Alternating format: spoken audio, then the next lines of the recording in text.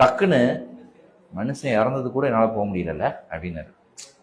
எனக்கு வந்து ஒரு மாதிரி என்னடா நம்ம ஏதாவது தப்பா பேசிட்டோமோ. இல்லடா நான் போயிருக்கலாம், நான் போயிருந்தாலும் மீடியா என்ன தப்பா தான் சொல்லும். இவ்வளவு பேசி திட்டினவன் இப்ப எதுக்கு இது வந்தேன், நான் போராட்டாலும் திட்டினதுனால வரலன்னு சொல்ல போறாங்க. ஆனா என் மனசால சொல்றேன், அந்த மனுஷன் சொர்க்கத்துலதான் இருப்பா அப்படி அப்படின்னு சொன்னது வந்து எனக்கு பாருங்களேன் எவ்வளவு பெரிய ஒரு சகாப்தத்தை இப்படி முடிச்சிட்டாரு அவரு. அவ்வளவு பெரிய டிராவல நீங்க சொல்றதுக்கு அப்புறம் எனக்கே ஓப்பன் ஆகும். இப்படி நம்ம ஒரு பெர்ஸ்பெக்டிவ்ல பாத்துருப்போம். இது ஆக்சுவலி அவ்வளவு பெரிய டிராவல வந்து அவர் இப்படி முடிச்சிட்டாருங்க அவரு.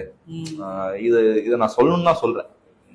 ஏன்னா நான் மட்டும் தான் உட்காந்துருந்தேன், நானும் இன்னொருத்தவரும் உட்காந்துருந்தோம். அப்படி ஒரு மாதிரி சைலண்டா இருந்ததுக்கு அப்புறம் தான் அவர் சொன்னாரு.